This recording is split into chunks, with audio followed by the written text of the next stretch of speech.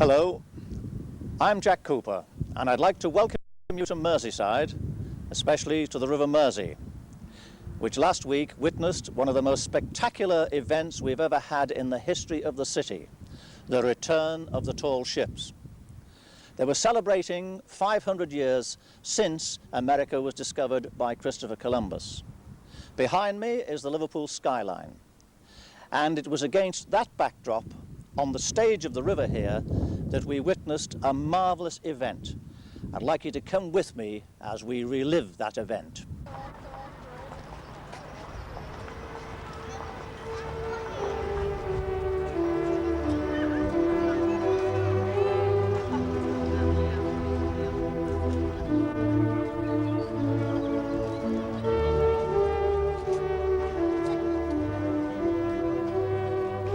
From the moment the first vessel nosed its way into Victoria Dock, Birkenhead, it was obvious that something special was about to take place. It wasn't the first time that the tall ships had visited the river. Some of the same boats had taken part in a smaller event in 1984. This time, however, the River Mersey had been chosen to play host to the final stage of the most ambitious parade of sail ever.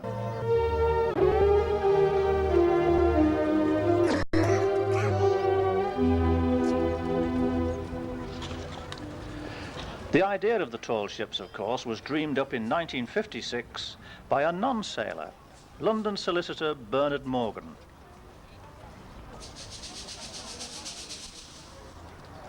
That year, the first tall ships race took place, from Torbay, here in England, to Lisbon. 21 ships took part from 11 nations. This year, in 1992, 71 vessels have taken part from at least 20 nations. The importance is, of course, that we're celebrating 500 years since the discovery of America by Columbus in 1492. The timetable went very roughly as follows. The ships left Genoa in Italy on April the 19th and set off for Lisbon.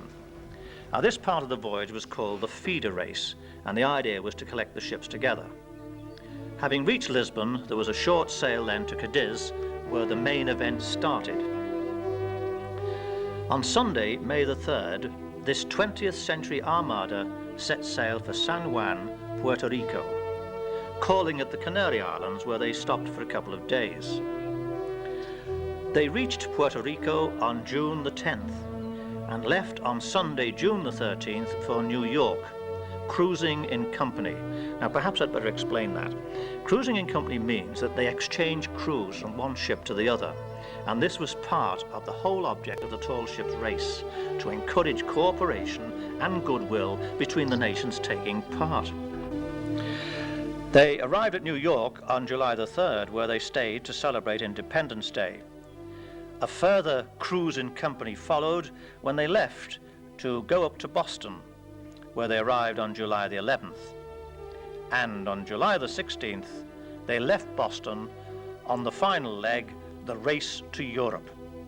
The finishing line was an imaginary line roughly between Dublin and Anglesey.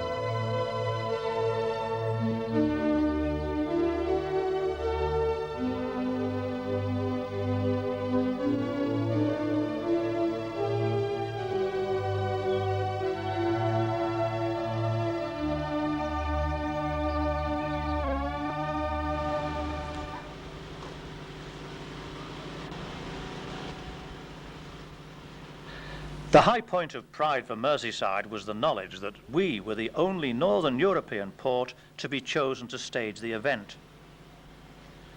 Wednesday morning came and saw the ferries filling up very, very quickly with passengers from far and near.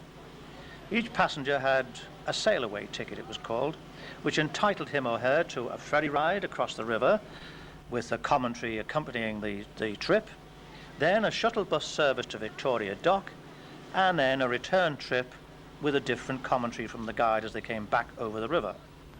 People thronged aboard the tall ships, often after queuing patiently for some time. By Saturday evening, we knew that during that week, from the Wednesday to the Saturday evening, the ferries had carried 103,000 passengers.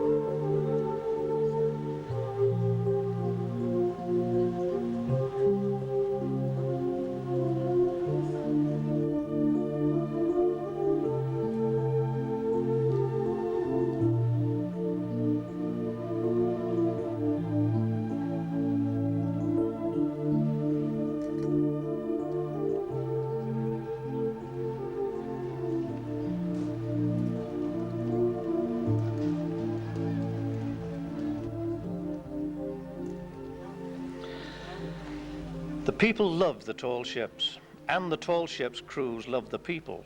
Friendships were made, parties were arranged, toasts were drunk, sightseeing tours were organised, and the tall ships event was adjudged to be the greatest event ever held on Merseyside. Liverpool, of course, is no stranger to tall ships. From the mid-17th century onwards, ships, tall and small, came and left here in increasing numbers. There was the historic occasion in 1779 when 300 ships sailed on one tide. There was an equally historic moment in 1705 when 120 ships were lost in one night on the Mersey due to a northwesterly gale.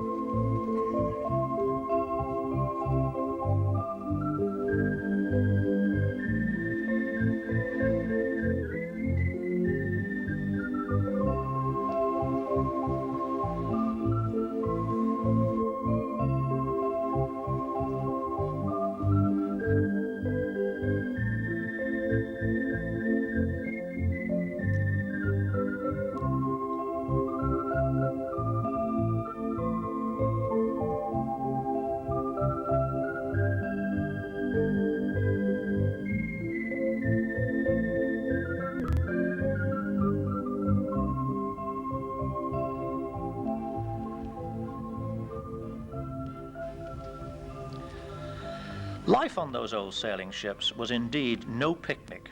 Even in peacetime, conditions were harsh.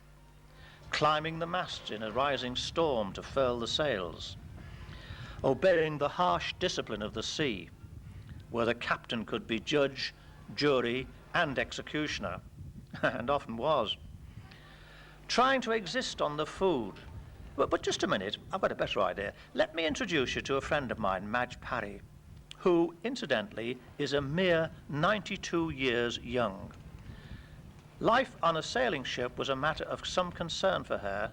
Here she is. You're here today. Thanks very much for coming. Thank you. Because from past memories of. You've got a brain better than my computer at home and just as quick, if not quicker. The nicest compliment I can think of for the moment. Well, now, you were telling me about the old days of the sailing ships. What do you remember of them? Yes, well, only what my father used to say when he went to sea at 9, and just for a holiday, as it were, went on one of his uncle's ships to the West Indies. But he was 13 when he came back and quite au fait with seamanship. And I don't know if I told you this before, but they used to train the boys in seamanship in poetry. And one thing I can remember, it is first the rain and then the wind. Topsail halyards you must wind. First the wind and then the rain. Hoist your topsails up again. That, I wonder how many of these fellows on these tall oh, ships they wouldn't know what to... Probably not. Did he have to go up the mast, your husband? Oh, yes, my husband went to when he was 15. Yeah, dangerous job. What You the hell did answer, yes, and I mean they were quite raw kids from school and that kind of thing. They wouldn't know a thing about it. It was dreadful. And he was violently sick when he went at the end of the Mersey, you know, just from the Queen's Dock to the Mersey. And he was sent up a mast then. And he was feeling terrible, and he thought they'd be sorry for him. They made him clean it all up. I've heard about them, or I've read about them, fisting the sails in as they furl them. Can you describe them? Well, as I say, they were standing on this rope, you know, and as the ship swayed forward, they'd grab a lump of sail and hurl it in like this, Yeah. grip the spar between their knees and stomach, Yeah. and when it went out again, they'd give it another good heave, you see. And as they leaned back, they used to have a guard rope at the back. But my husband's brother was one of the boys up a mast there, and he and 2 other boys fell to their death because this ship was without a rope. Good Lord. Yeah. And no compensation for his mother or anything, you know. It's terrible.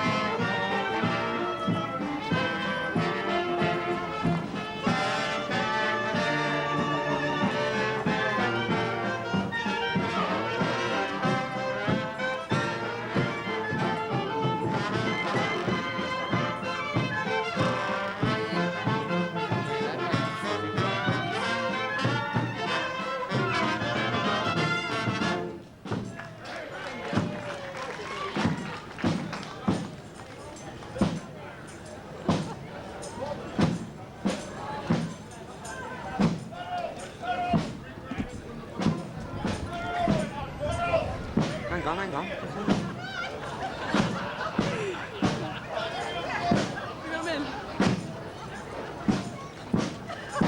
Nothing to place on the lake.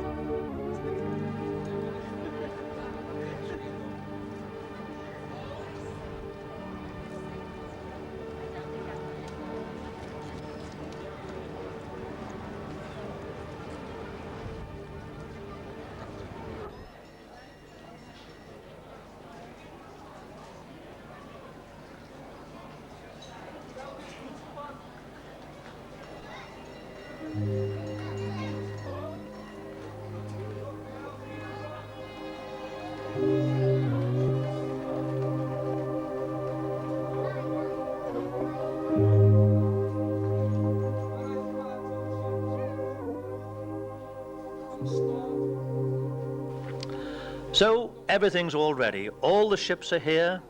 Everything's shipshape and Bristol fashion. So perhaps it's time to have a look at the celebrations that were laid on Merseyside.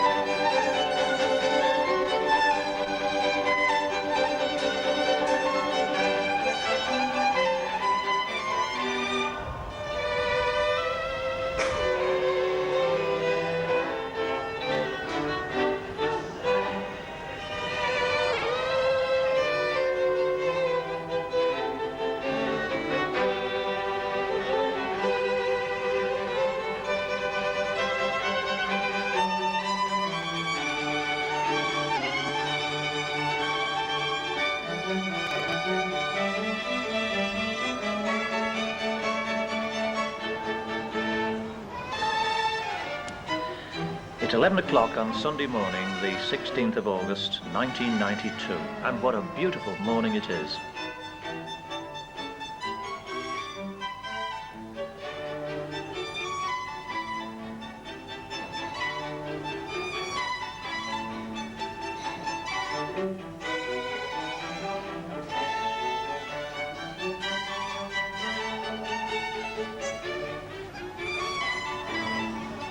The sun's shining brilliantly, and there are a few scattered cumulus clouds around, giving promise of a glorious day later on.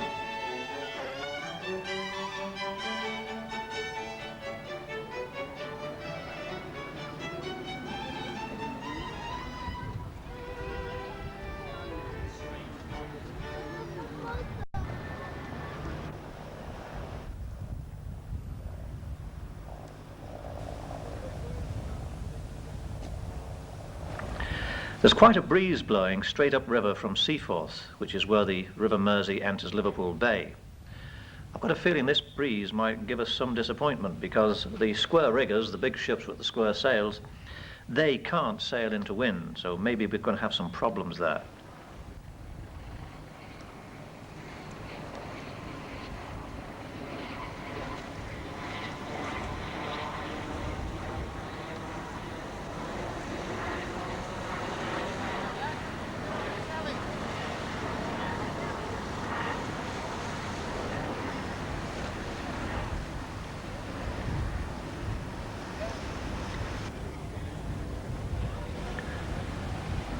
Since early morning, there's been a slowly swelling volume of sound and movement as Merseysiders began moving towards the river to find the best vantage point for the parade this afternoon.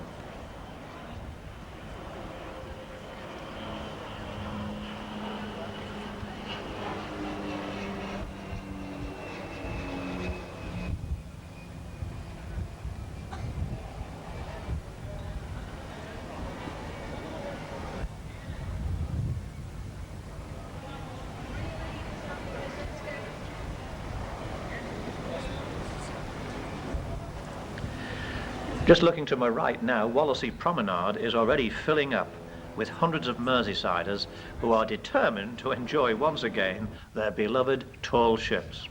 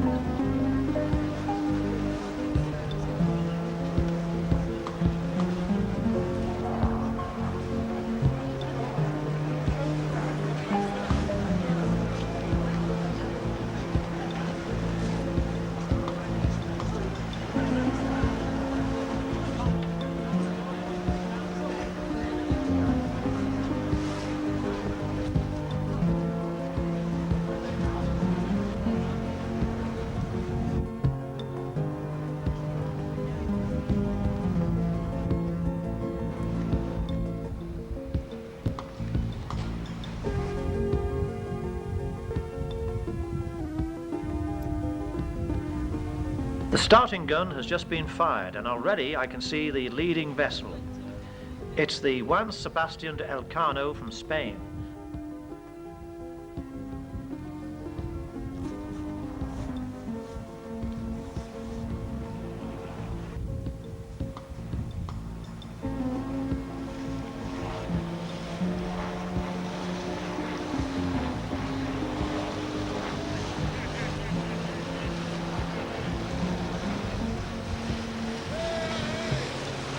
She makes a beautiful picture as she heads towards us with all sails set. Unlike the square riggers, she can make all sail because she is rigged fore and aft, as you can see. Those long, narrow, triangular sails sort of pointing the way into wind. I'm told they act rather like the wing of an aircraft, tending to draw her forward.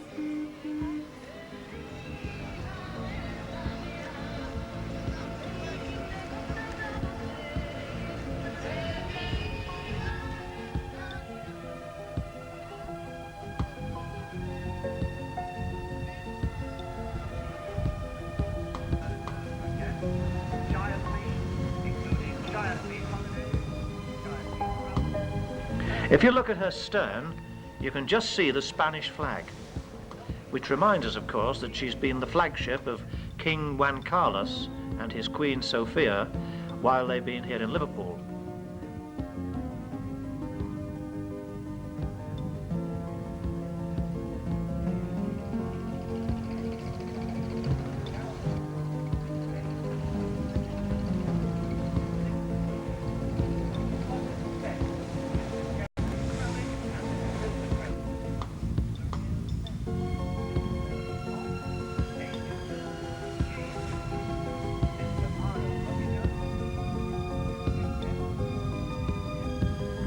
As for her information, those who like facts and figures, well, she was launched in 1927.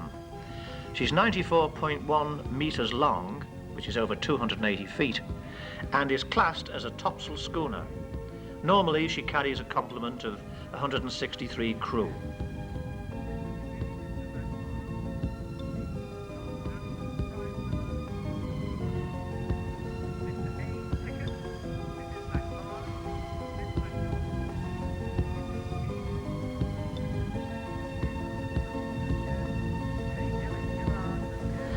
Now we can see the Mere.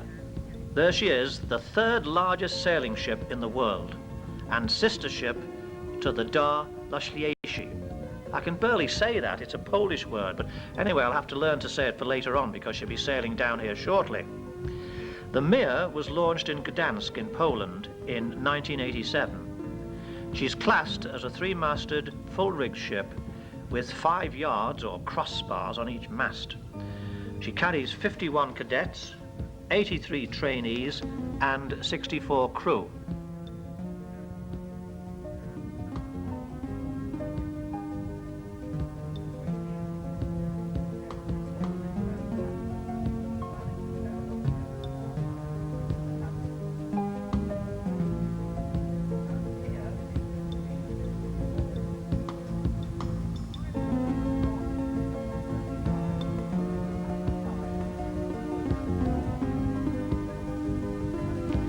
Her actual dimensions are absolutely impressive.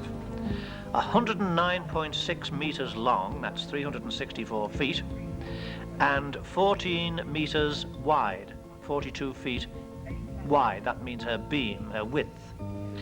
She was here last February for technical work on her radar. While here, she was given £2 million worth of food by Littlewoods as a goodwill gesture. She was first across the finishing line on Monday night, the 3rd of August, 1992. Her name, incidentally, means peace.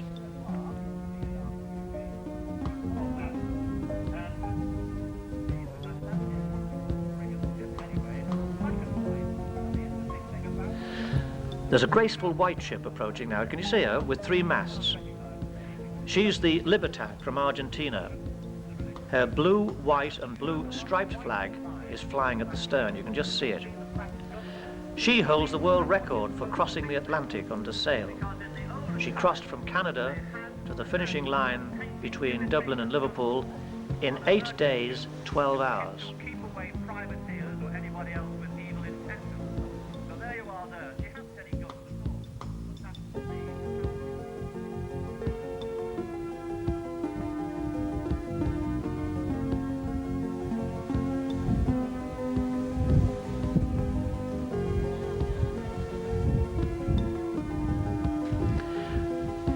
She's classed as a 3-masted, fully rigged ship and is 342 feet long. She was launched in 1956 and she carries an extremely large crew of 360. Of these, about half are trainees.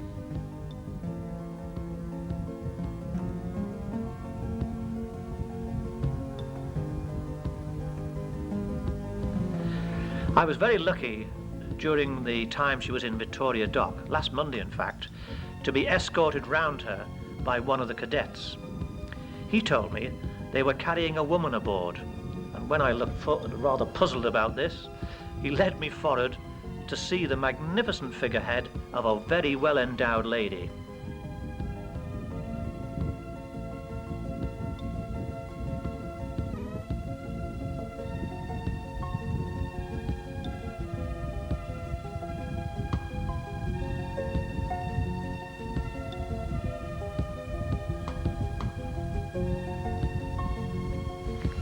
He took me below decks. I was amazed to find there that the cadets enjoyed the comfort of a very beautiful wardroom with a bar, with upholstered settees and chairs, and with superbly polished wooden mess tables. They told me that drink was only taken on special occasions. So much for yo-ho-ho and a bottle of rum on that ship.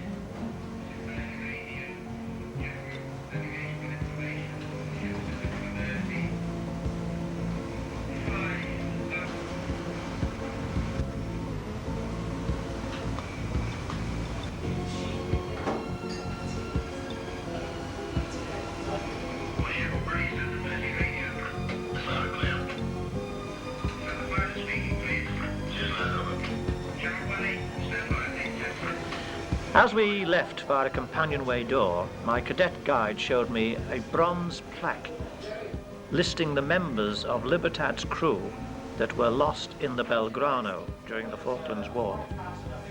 It could have been a very awkward moment, but it was shrugged off by this young man as it's the war, or perhaps the French would have said it's c'est la guerre.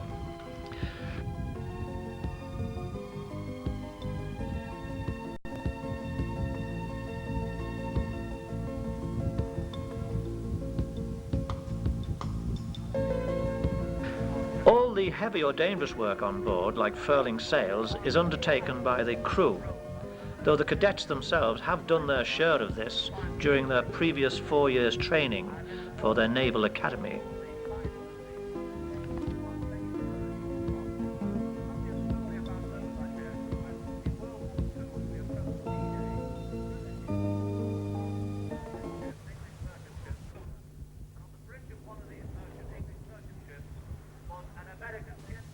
Ah, here it comes, the one I've been waiting for, my own favourite from last time and this. The Dar Losiecki, got it right that time, from Poland. She has the most superb bows of any ship I've ever seen. Just look at that lovely curve, right from the tip of the jib boom down to the waterline. Absolutely perfect. But I mustn't get carried away. She's carrying jib sails only. Her name means the gift of youth, because she was built with the help of a large donation from the youth of Poland, and that was in 1982, again in Gdansk.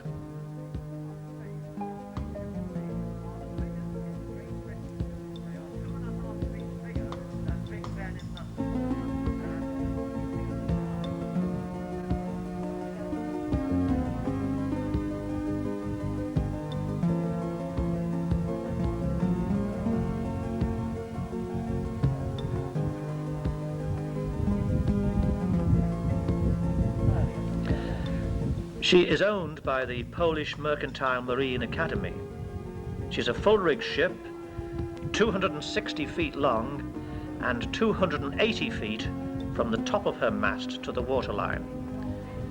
There at the stern you can see the red and white halved flag of Poland.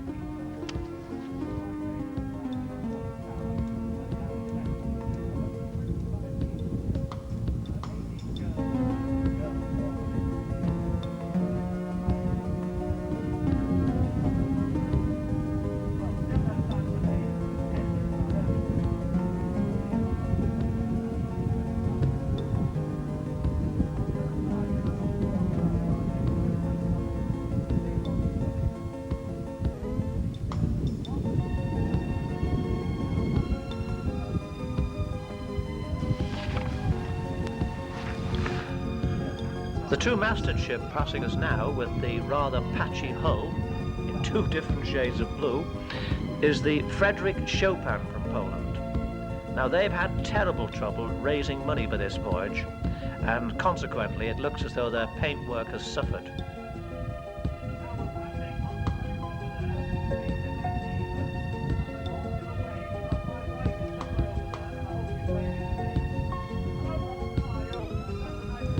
She's a brig and was built only last year at Gdansk again. I suppose for many of us, Gdansk is better known with its connection with Lech Walesa. Her name is in black outline with red. Once again, the Poles show their love of display and danger with the crew standing on the 6 yard arms of each mast. She carries 54 crew. Her sail number is P22777. You can just make it out now.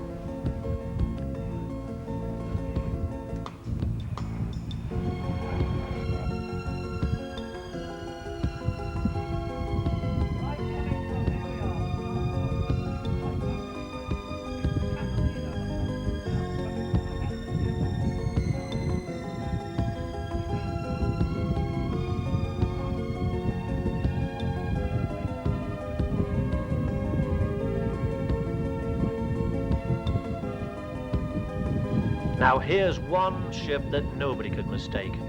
That glorious display of bottle green jib sails, green hull, can only be the Alexander von Humboldt. She's named after a great German traveller and scientist whose name is perpetuated in the Humboldt Current and the Humboldt Glacier in Greenland, and of course now in this ship.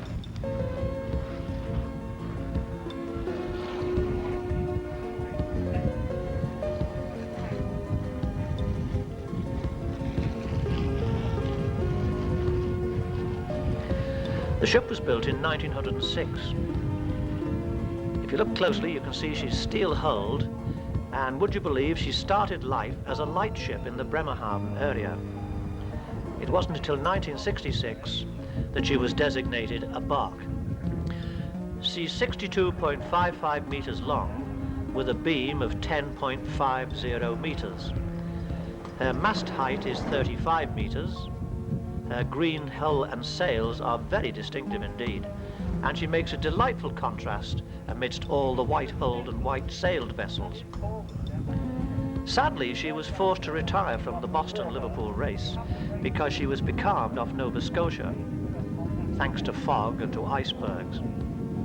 Thinking she hadn't a chance, she pulled out of the race. Yet, strangely enough, she was still one of the early arrivals here.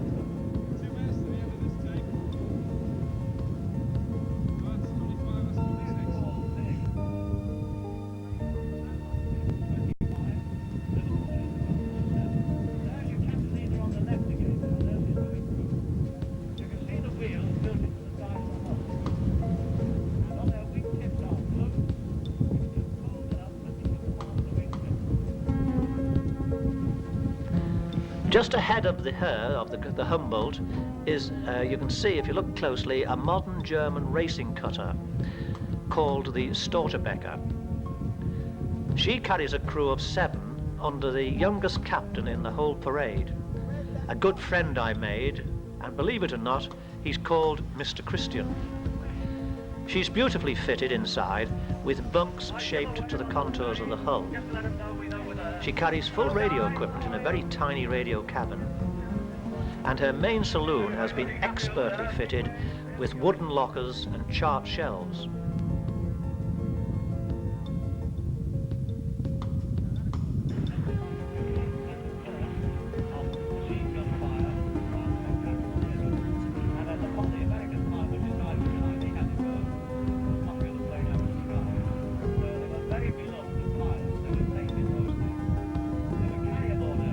Anyway, she was launched in 1982 and is registered at Hamburg. Her sail number is TSG 424.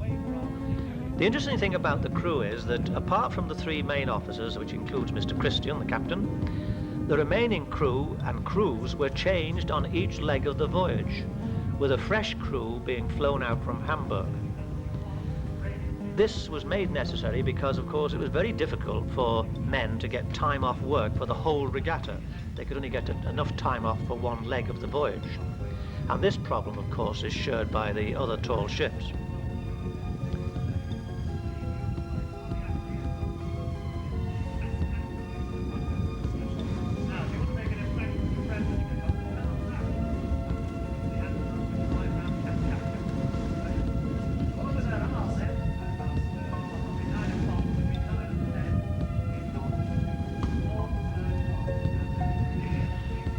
The flag in the next vessel is gold, blue and red, the flag of Colombia. And you're looking at the Ark Gloria. It's a beautiful ship. You can probably make out the gold figurehead and the lettering under her jib boom, under the bows. Under the figurehead is a coat of arms, which, amongst other things, contains a very, very large anchor indeed.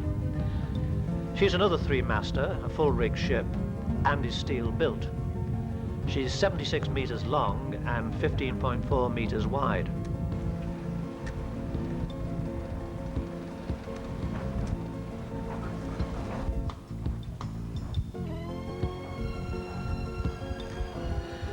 She's registered in Bilbao and was launched in 1967. She's got a terrific pedigree. She's been developed from the famous Gork Fock from Germany and the Sagres from Portugal, both of whom were here last time in 1984, and also from the Tovarish of Ukraine, which is here this year. Her crew of 132 is made up as follows: 17 officers, 45 crew, and 70 trainees. Those of you who went to visit the ships in Victoria Dock may remember she was berthed just behind the Mere on the South Quay.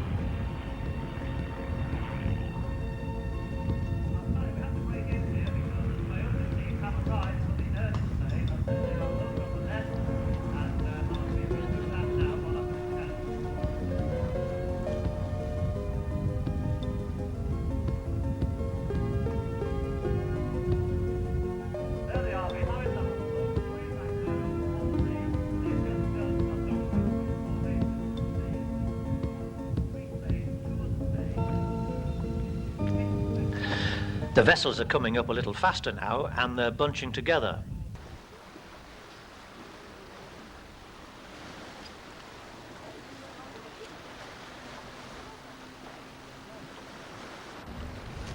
He's going out son.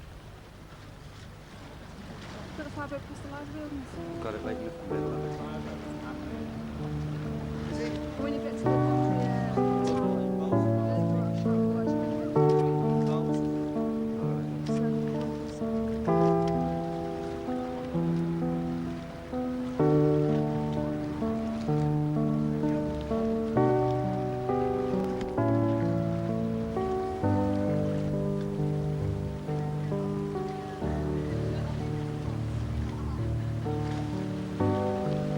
Now here's a magnificent vessel that needs no comment from me.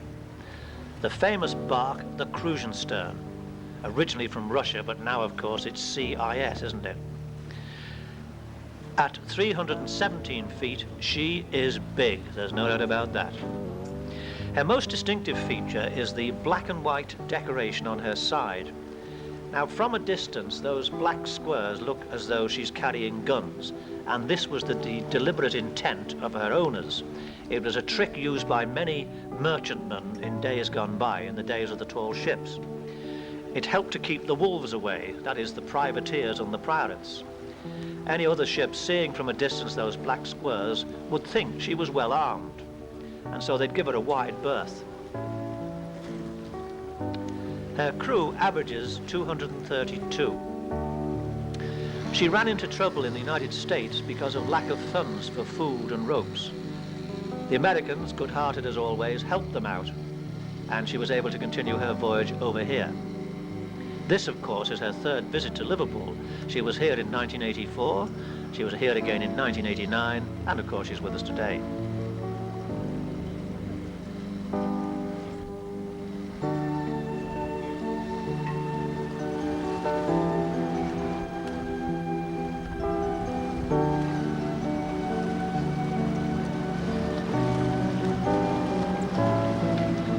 The only ship in the regatta that looks like one of Columbus's ships is here now. There she is, the Boa Esperança, the Good Hope from Portugal. And what a picture she makes. You can see she's got two masts there, and across each mast, diagonally, is hanging a lateen sail.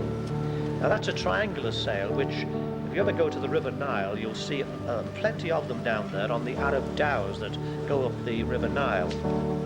It's a very old kind of sail too, especially in the Mediterranean area.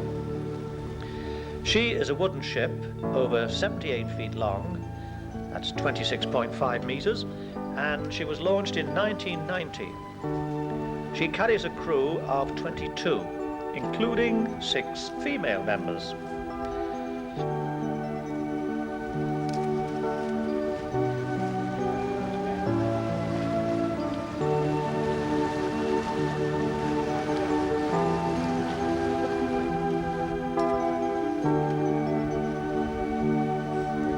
Oh, this is great. Just alongside us now you can see the oldest ship in the parade, the Anna Christina from Norway. Now she was built in 1889 as a square topsail schooner, though she has also been described as a Hardanger yacht. Hardanger is a port, of course, in Norway. Her brown sails above her green hull, with its yellow stripe, and with her name in gold on blue, make her stand out. I must say the way she's been manoeuvring round our ferry boat for the last few minutes show what a handy ship she is. If you want the measurements, she's 32.85 metres long, and she carries a crew of 6. Is it still recording though? Or is it going out of shot? It's just drifting out the shop for easy.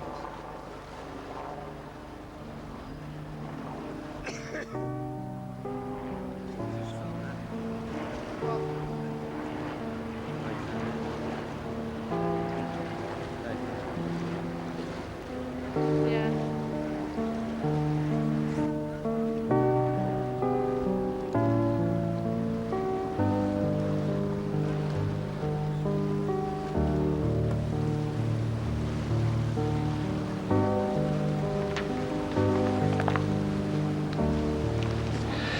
Now, there's a white gaff schooner coming up now with a sail number SO2.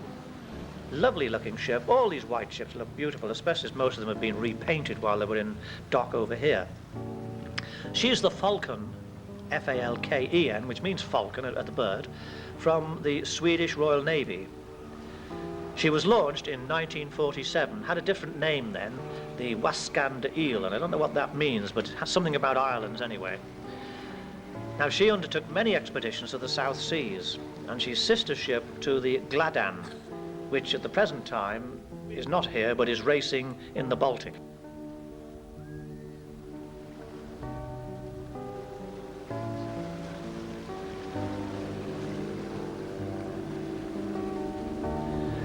The Falcon's curved bow is quite distinctive, as are her 2 large gaff sails. The gaff sails are, well, you see the one with the number on? Well, that's a gaff sail, and she has 2 like that. She is 39.3 metres in length and carries a crew of 44. So I think things are a bit tight on that boat because there's not a great deal of room on her.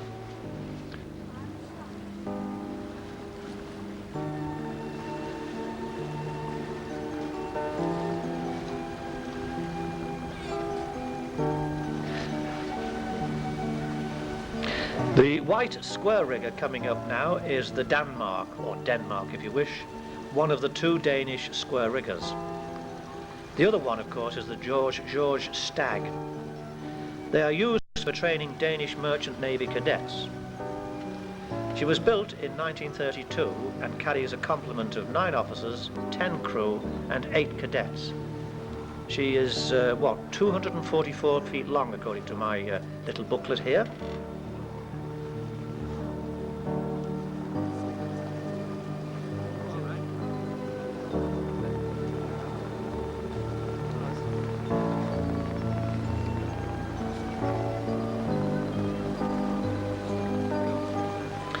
Well, it seems to me that, like a famous biblical occasion, they're keeping the best wine for the last.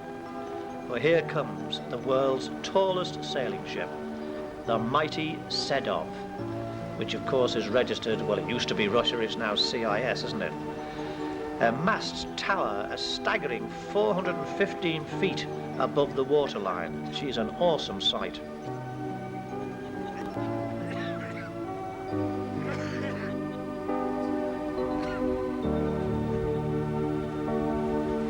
Her home base is Murmansk, and after she's left here today on the parade, she will sail over to Dublin, pick up some paying guests, as they like to call them, and then head out to Murmansk.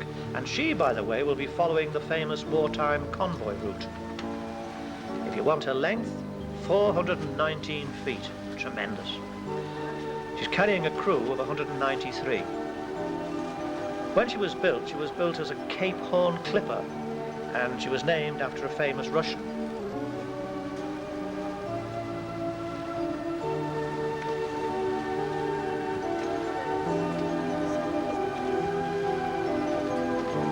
Following her comes the Ukrainian 3-masted bark Tovarish, which means comrade.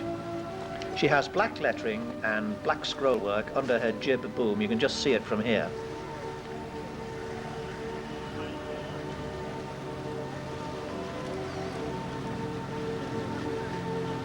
She was built in Germany in 1933 by Blohm und Voss, a firm that was better known possibly for the aircraft they made.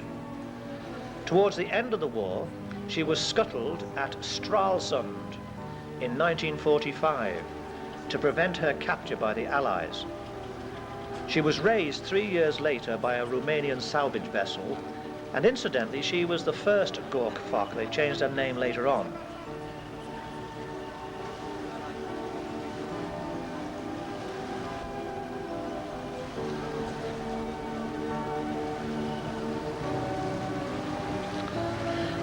"10,000 cadets have been trained in this ship.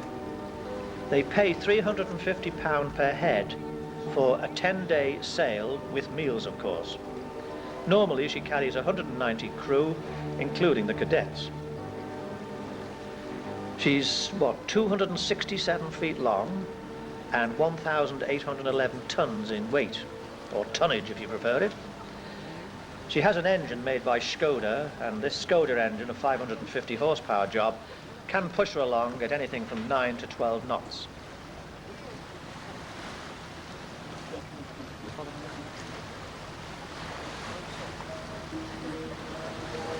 Do you like food?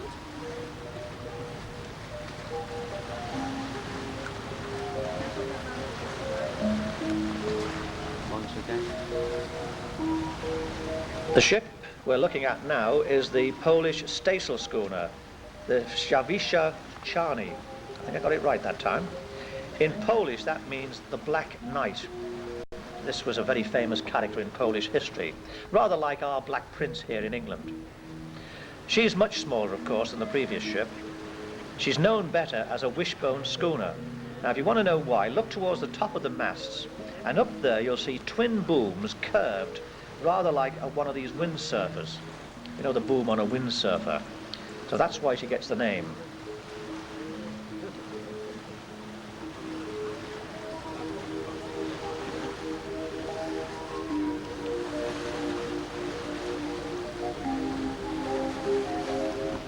She started life as a fishing vessel, and she's now managed, believe it or not, by the Polish Scouts Association. Her sail number, by the way, in case you haven't spotted her yet, is PZ1. Now comes another black topsail schooner. This is the Tradewind from New Zealand. She was launched in 1911 and carries a crew of 9. Her sail number, to help you, is K4J447. I just spotted it now. However, we'll be seeing a lot more of her for the next month because she's staying here in Liverpool for a month to be hired out for local 3-hour cruises.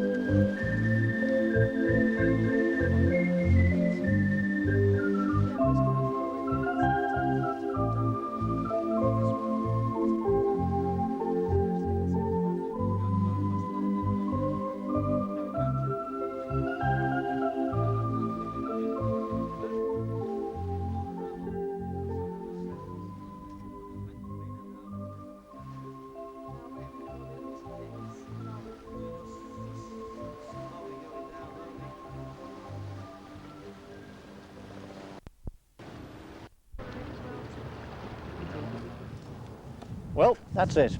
I hope you enjoyed it. And perhaps if you were here when somebody asks you, where were you in August 1992, it'll bring a smile to your lips. Your smile of nostalgia, if you like. But it hasn't all been nostalgia. We're looking forward. We're looking forward to next year, for example, when the 50th anniversary of the Battle of the Atlantic will be celebrated with even a bigger number of ships here. And I'm told that in the year 2000, the tall ships are coming back. Personally, I'll settle for what we've had. I've enjoyed it. I hope you have. Thank you for coming. Hope to see you next time.